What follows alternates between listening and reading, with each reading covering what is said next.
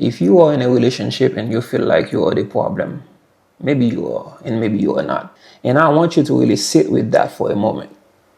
Because feeling like the problem doesn't automatically make you the problem, right? Sometimes it just means you are the one who reflects, questions yourself, and actually cares enough to look inward. But here's something I need you to remember. There is no angel on earth. No one is perfect. And there is no smoke without fire. If someone constantly makes you feel like shit, if they always point the finger at you, if every argument somehow ends with you apologizing while they never take accountability for anything, I want you to know this clearly. You are not always wrong. And that truth alone can be incredibly hard to accept, especially if you've been conditioned to believe that love means taking all the blame just to keep the peace. Here's the thing.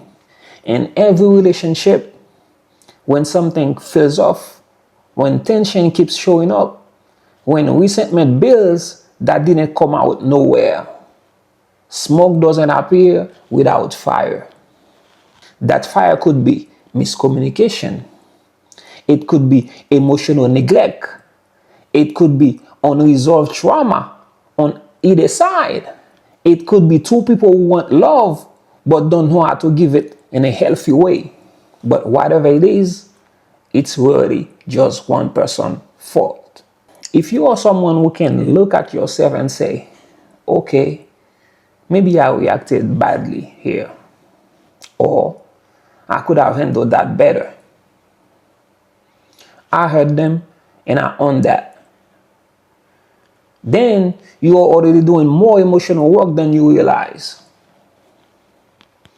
Taking responsibility for your actions matter. It's growth, it's maturity, it's emotional intelligence. But accountability is not supposed to be one-sided.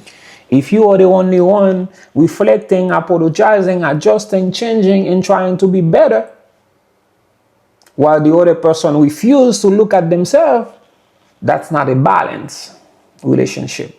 That's emotional imbalance.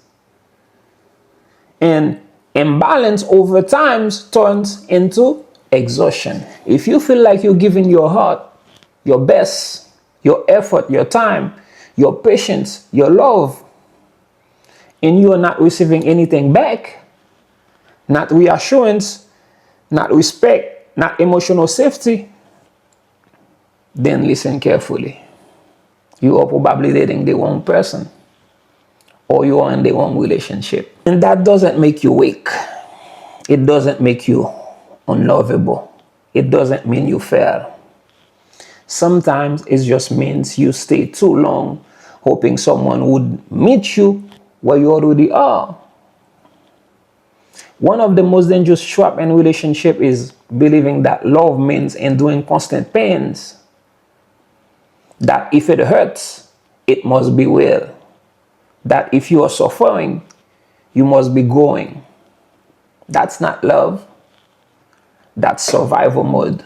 Love is not about constantly proving your worth to someone who benefits from making you feel small. Love is not about walking on eggshells just to avoid conflict. And this brings me to the two most crucial things I learned from relationship.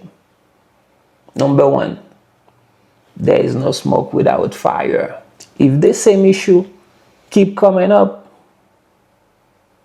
if this same fight repeat, if this same wounds are reopened over and over again, something underneath is not being addressed.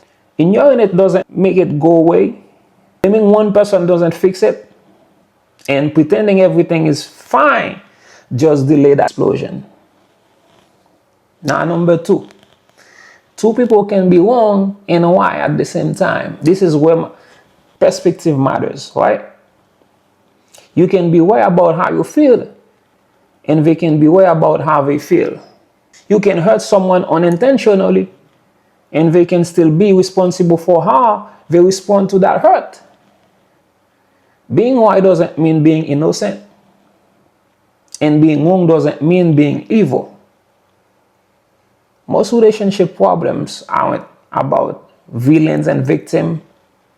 They are about two humans bringing their own fears, triggers, expectations, and past wounds into the same space. But here's the line that should never be crossed. When a person refuses to acknowledge their woe, when one person dismisses your feeling, when one person makes you doubt your reality, when one person avoids accountability while demanding it from you, that's no longer a misunderstanding.